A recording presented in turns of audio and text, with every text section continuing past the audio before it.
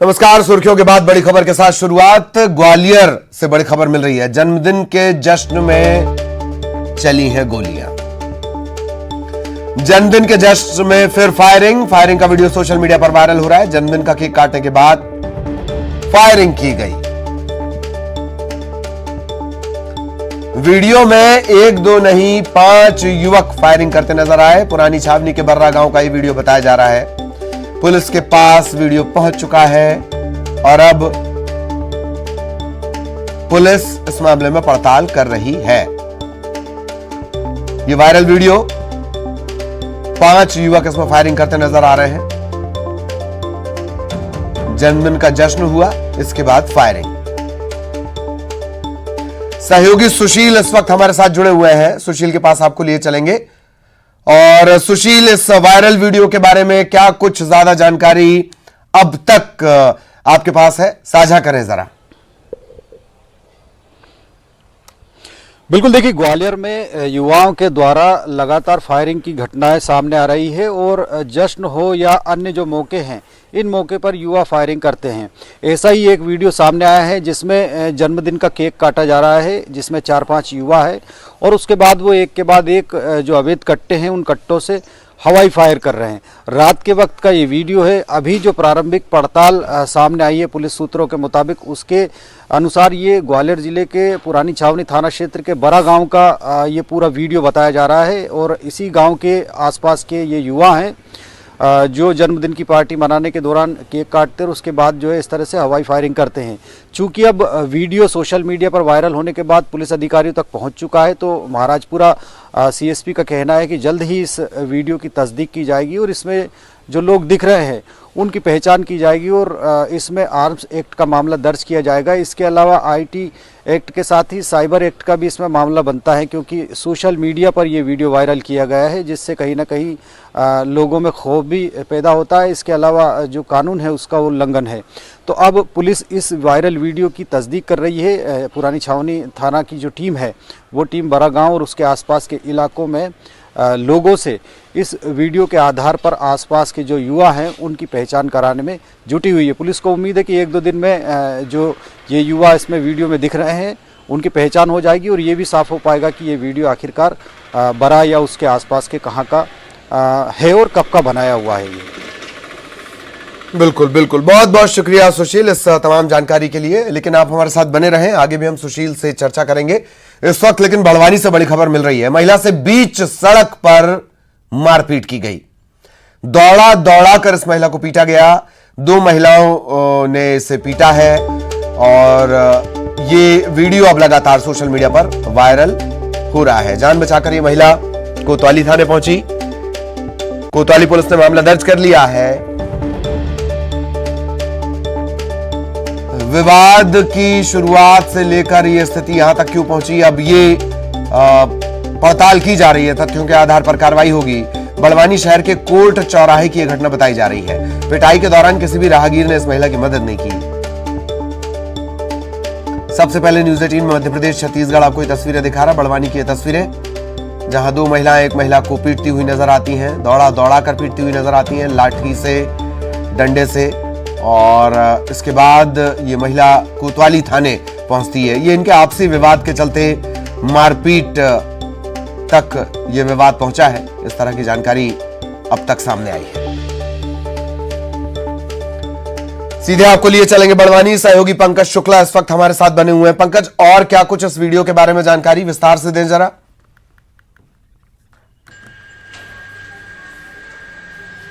बिल्कुल ललित, जिस तरीके से मामला सामने आया है, पुलिस भी इस पूरे मामले में अभी ज़्यादा कुछ बोलने के मूड में नज़र नहीं आ रही है, क्योंकि पुलिस ने मामला दर्ज कर उसको विवेचना में लिया है कि आखिर ऐसा क्या कारण बना कि 2 महिलाएं एक महिला के पीछे भाग रही हैं, उसे डंडे से पीटने की कोशिश कर रही, पीट भी रही हैं और महिला को आखिर में भाग करके थाने में पहुंचना पड़ रहा है। तो एक बड़ी बात है कि आखिर ये घटना क्यों हुई और इसके पीछे क्या कारण था। हालांकि पुलिस ने इस पूरे मामले में एक ही बात कह रही है कि जांच के बाद जो भी तथ्य सामने आएंगे वो उसी के अनुसार जो है आगे की कार्रवाई की जाएगी। ललित, उसी के अनुसार आगे की कार्रवाई की जाएगी।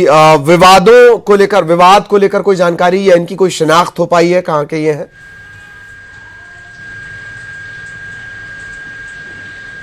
जी, ये तीनों महिलाएं बड़वानी की ही रहने वाली हैं और ये कोर्ट चौराहे की घटना है। शहर के बिल्कुल मध्य में जो कोर्ट चौराहा है, उस चौराहे से ये घटना शुरू हुई और उसके बाद महिलाएं पीछे पीछे उसके भागी हैं और करीब 100 से 200 मीटर पर कोतवाली थाना था, वहाँ तक महिलाएं पैदल रोड पर भागती गई और सीधे थाने पहुंची है। जी जी, धन्यवाद इस तमाम जानकारी के लिए। सहयोगी पंकज हमारे साथ जुड़े हुए थे, विस्तार से जानकारी दे रहे थे। रायपुर का रुख करना होगा। रायपुर से बड़ी खबर मिल रही है। कांग्रेस में शामिल हुए बीजेपी के 3 पार्षद। मुंगेली नगर पालिका के ये तीनों पार्षद हैं। पीसीसी अध्यक्ष मोहन मरकाम ने सदस्यता दिलवाई है। संतोषी मोना नागरे, सोनी जांगड़े, मोतीमबाई सोनकर।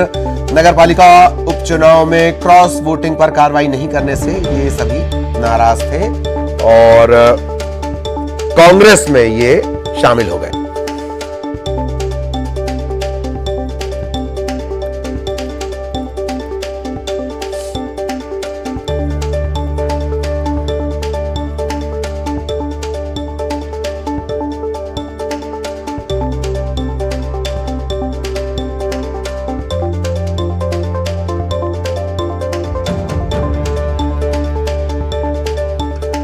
बड़ी खबर रायपुर से आपको बताएं, मुंगेली नगर पालिका के 3 पार्षद कांग्रेस में शामिल हो गए। पीसीसी अध्यक्ष मोहन मरकाम ने इन्हें सदस्यता दिलाई है। संतोषी मोना नागरे, सोनी जांगड़े, मोतीमबाई सोनकर। नगर पालिका उपचुनाव में क्रॉस वोटिंग पर कार्रवाई नहीं हुई, उससे ये नाराज थे और आखिरकार इन्होंने कांग्रेस का दामन थाम लिया। बीजेपी के ये तीनों पार्षद हैं। पीसीसी अध्यक्ष मोहन मरकाम ने इन्हें कांग्रेस की सदस्यता दिलाई है।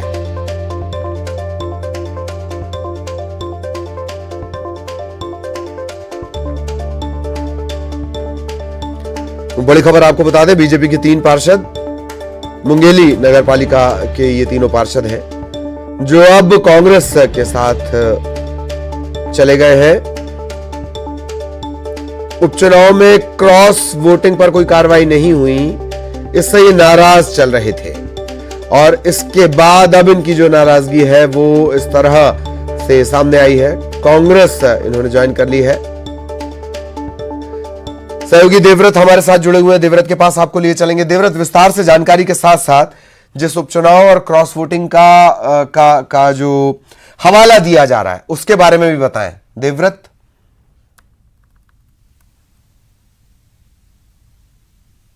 अभी क्योंकि जिस तरह से ये देखा जा रहा है कि आने वाला साल चुनावी है, लिहाजा इस तरह के परिवर्तन जो हैं वो दोनों ही पार्टियों में देखे जा सकते हैं, लेकिन जो पहले रुझान आने शुरू हुए हैं वो कांग्रेस पार्टी के लिए सुखदायी हैं, क्योंकि 3 जो पार्षद हैं बीजेपी के वो एक तरह से कांग्रेस में शामिल हुए हैं और कांग्रेस का ये दावा है कि जो कांग्रेस की नीतियां हैं और राज्य सरकार के जो कामकाज हैं उससे प्रभावित होकर के बीजेपी पार्षदों ने कांग्रेस ज्वाइन किया है।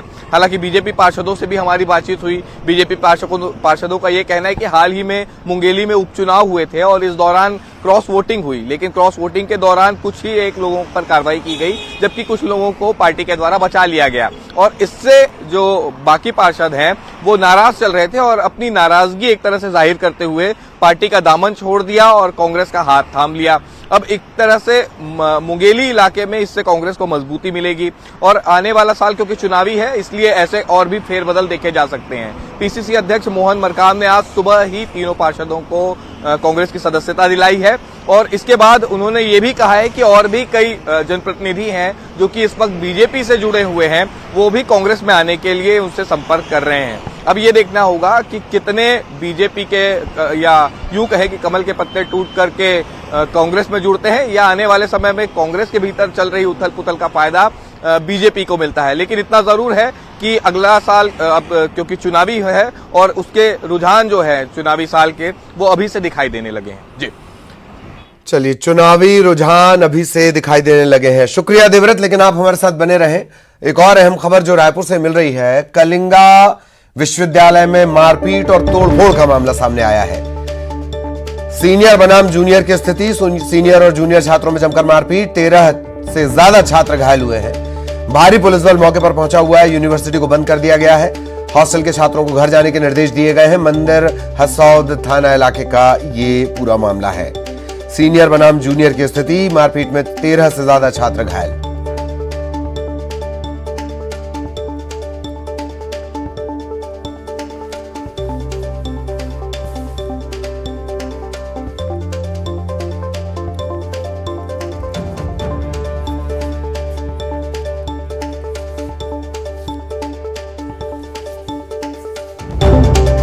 रायपुर कलिंगा विश्वविद्यालय का मामला, मारपीट और तोड़फोड़ की गई, सीनियर बनाम जूनियर ये स्थितियां थी और बढ़ते बढ़ते विवाद मारपीट तक पहुंचा। मारपीट में 13 से ज्यादा छात्र घायल हैं, भारी पुलिस बल तैनात करना पड़ा है। देवव्रत हमारे साथ लगातार बने हुए हैं। देवव्रत, सीनियर बनाम जूनियर, कोई खास वजह के इनमें आपस में इस तरह इस हद तक मामला पहुंच गया कि मारपीट तो की गई, जमकर तोड़फोड़ मचाई गई है, तस्वीरें दिख रही हैं उसमें। देवव्रत जी, आमतौर पर सीनियर जूनियर के विवाद अक्सर सामने आ जाते हैं, लेकिन इस विवाद ने एक तरह से बलवा का रूप ले लिया। रायपुर की ये प्राइवेट यूनिवर्सिटी है, कलिंगा यूनिवर्सिटी, और यहाँ पर एक तरह से कुछ कार्यक्रम की बात कही जा रही है जिसमें सीनियर और जूनियर जो हैं वो शामिल हुए थे और कुछ छात्र जो है, पूर्व छात्र जो इस यूनिवर्सिटी में पढ़ने वाले हैं, वो भी यहाँ पर पहुंचे हुए थे। और इस दौरान जो विवाद हुआ और विवाद के बाद जो तस्वीरें आई, वो एक तरह से ये सवाल खड़ा करते हैं कि इस तरह का जो विवाद है वो एक तरह से बलवा का रूप ले लेता है और यहाँ पर यूनिवर्सिटी में ही मारपीट शुरू हो जाती है और पुलिस को हस्तक्षेप करना पड़ता है। इस पूरी घटना के दौरान 13 छात्रों के घायल होने की खबर है, जिनको इलाज के लिए ले जाया गया है। फिलहाल पूरे मामले की जांच जो है वो पुलिस कर रही है, और क्योंकि नया रायपुर में ये इलाका आता है, ज्यादातर जो छात्र है वो वहाँ हॉस्टल में ही रहते हैं और इसलिए मामला ज्यादा संवेदनशील होता है और इसलिए यूनिवर्सिटी कैंपस को अभी पूरी तरह से बंद कर दिया गया है। और फिलहाल जो यूनिवर्सिटी का जो प्रबंधन है वो भी इस पूरे मसले पर कुछ भी कहने से बच रहा है, लेकिन इतना जरूर है कि जो खबरें हैं वो तो आ ही जाती हैं बाहर, और कैंपस से बाहर खबरें आई भी, और सीनियर जूनियर का जो विवाद है वो एक तरह से बलवा का रूप ले लिया है और 13 जो छात्र हैं वो घायल हुए हैं, जिनका इलाज जारी है। जी चलिए, बहुत बहुत धन्यवाद देवव्रत इस तमाम जानकारी के लिए। सहयोगी देवव्रत विस्तार से जानकारी दे रहे थे। इधर इंदौर से बड़ी खबर आपको बता दें, बिजली कंपनी के अफसर का एक कथित ऑडियो वायरल हो रहा है। बिल वसूली को लेकर यह ऑडियो है। कर्मचारी से फोन पर अफसर बोलता है कि घर में घुसो, जान से मारना है, जो करना है वो करो, मुझे पैसे चाहिए। वैसे तो ये जो अधिकारी हैं पश्चिम क्षेत्र विद्युत वितरण कंपनी के सिरपुर जोन के अधिकारी हैं तरुण चावला, इनका ये ऑडियो बताया जा रहा है। सोशल मीडिया पर ये ऑडियो लगातार वायरल हो रहा है। तरुण चावला पर कर्मचारी पर बिल वसूली को लेकर दबाव बनाने का आरोप है। बिल वसूली को लेकर अपशब्दों का इस्तेमाल भी इसमें नजर आया है। हिंदू संगठन के पदाधिकारियों ने बिजली विभाग के एमडी अमित तोमर से इसकी शिकायत की है। कांग्रेस ने तत्काल इस अधिकारी पर कार्रवाई की मांग की है।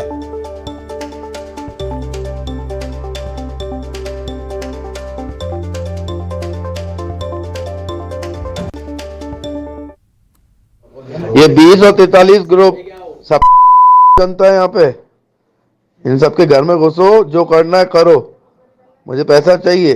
20 में 2898 लोगों को बिल बांटे थे अपन ने और सिर्फ कलेक्शन 40% आया है, और यही तुम्हारी 43 ग्रुप में 32% पैसा आया है केवल। तो इससे ज्यादा कहीं नहीं है पूरे, मतलब पूरे इंदौर में। ये लोग जिंदा रहने लायक है नहीं। जान से मारना है जान से मारो, जो करना करो, मुझे पैसा चाहिए। 20 और 43 ग्रुप, और जितने मेरे लोग यहाँ पे रहते हैं 20 और 43 में, उनको तो डूब मरना चाहिए। तुम वहां पे घर हटा लो, इतने गाली खाने के बाद भी तुम उसी घर में रुके हुए, बेच के निकलो वहां से। साथ रहोगे तो तुम भी बनोगे। तो अरुण हमारे सहयोगी इस वक्त हमारे साथ जुड़े हुए हैं। अरुण ने इस पूरे ऑडियो में कई ऐसी बातें हैं जो शायद सुनाई भी ना जा सके, पर इसी लहजे में ज्यादातर, हालांकि हम इस ऑडियो की पुष्टि नहीं करते हैं, पर ज्यादातर अरुण इसी लहजे में वसूली को लेकर निर्देश दिए जाते हैं, बातचीत की जाती है, और उसकी वजह यह है कि लगातार कंपनियां घाटे में हैं, ऊपर से भी दबाव है। पर इस तरह के शब्द अरुण,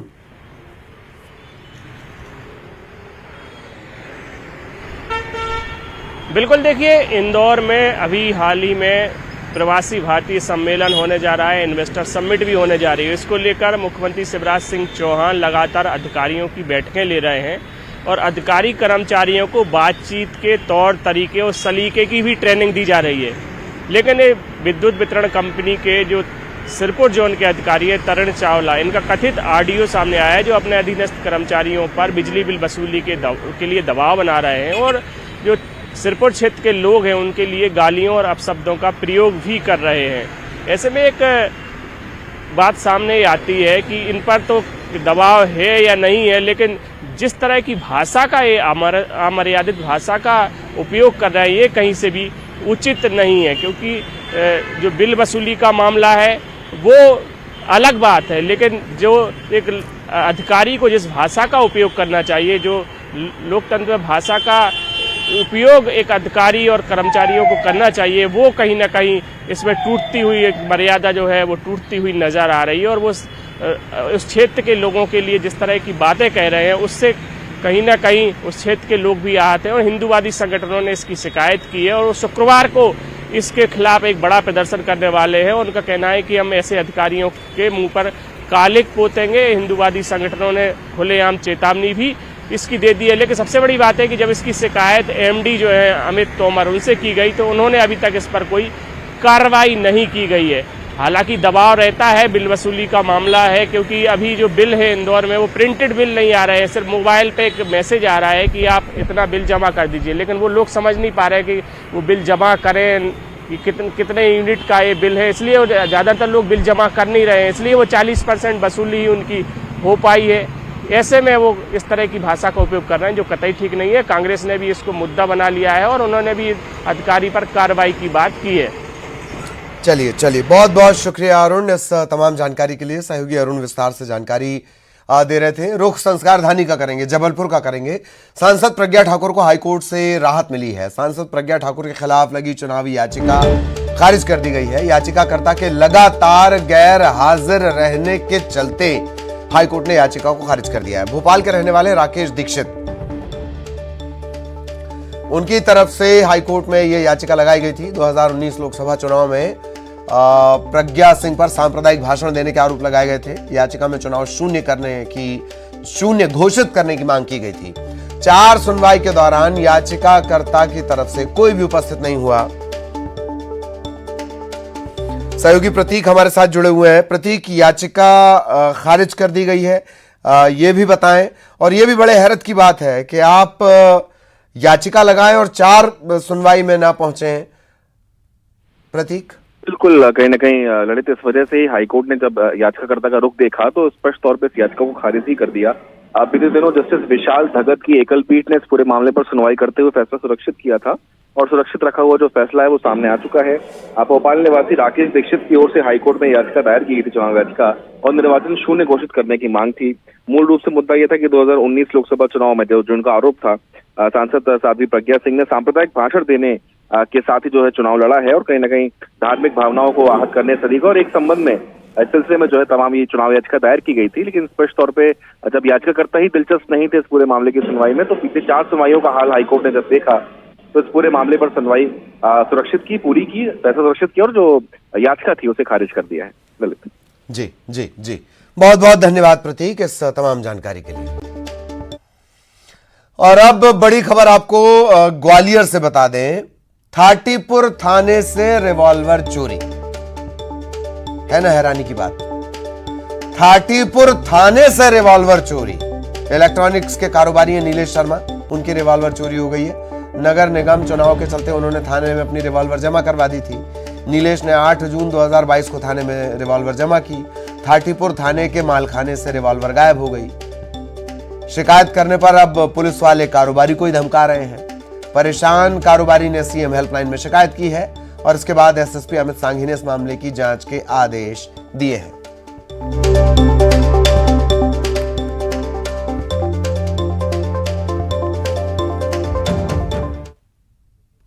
सहयोगी सुशील हमारे साथ बने हुए हैं। सुशील, मालखाने से चोरी यह सिर्फ ग्वालियर में ही हो सकता है। इसे कहते हैं कानून के मंदिर में जाकर कानून के रखवालों की मूंछ का बाल चोरी करके ले आना। सुशील, बिल्कुल सही बात है। देखिए, जब थाने में ही अगर चोरी हो जाए तो फिर समझा जा सकता है कि चोर कौन है, कैसे है और उनके हौसले कितने बुलंद है। ग्वालियर शहर में अपराध का ग्राफ तो बढ़ ही रहा है, लेकिन हैरत अंगेज मामला सामने आया है जहां थाने के अंदर ही चोरी हो गई। ग्वालियर के थाटीपुर थाना की जो माल खाना है वहां से एक 32 बोर की रिवाल्वर, लाइसेंस रिवाल्वर चोरी हुई है। और बेहद गंभीर बात यह है कि ये रिवाल्वर जो है चुनाव आचार संहिता के दौरान 8 जून 2022 को नीलेश शर्मा नाम के जो इलेक्ट्रॉनिक कारोबारी है, ग्वालियर के थाटीपुर थाना क्षेत्र के ज्योतिनगर इलाके में ही वो रहते हैं। आचार संहिता लगने के बाद नियमानुसार उन्होंने अपनी रिवाल्वर जमा कराई थी थाने में 8 जून को, और उसके बाद थाटीपुर थाने से उनको बाकायदा उसमें रसीद भी मिली थी जिसमें उन्होंने लाइसेंसी रिवाल्वर जमा कराई थी। जी जी। जब आचार संहिता खत्म हुई चुनाव के बाद, नगर निगम चुनाव के बाद, और उसके बाद जब रिवाल्वर मांगने गए तो उन्हें नानकुर किया गया। बाद में बताया गया कि रिवाल्वर मालखाने से गायब हो गई। इसकी एफआईआर भी दर्ज नहीं की गई, शिकायत भी दर्ज नहीं की गई। और हैरत की बात यह है कि धमकाया अलग जा रहा है, धमकी फ्री, मतलब गलती भी हम करेंगे और धमकी भी हम देंगे। ये होता है कानून का रसूख। बहुत बहुत शुक्रिया सुशील आपका इस तमाम जानकारी के लिए। खबर सतना से न्यूज 18 की खबर का बड़ा असर। लगातार अराजक तत्व शहर में आतंक मचा रहे थे, हमने खबर दिखाई, पुलिस हरकत में आई, गश्त तेज की गई, और इसके बाद क्या हुआ? इसके बाद लगाई गई उठक बैठक, शराब के नशे में घूमने वाले पकड़े गए, अराजक तत्वों का जमावड़ा जहां रहता है वहां पर दबिश दी गई। जो नहीं पकड़ रहा उसके एक गाड़ पे दो मिला के पकड़ो ना। बुलेटिन में इतना ही। नमस्कार।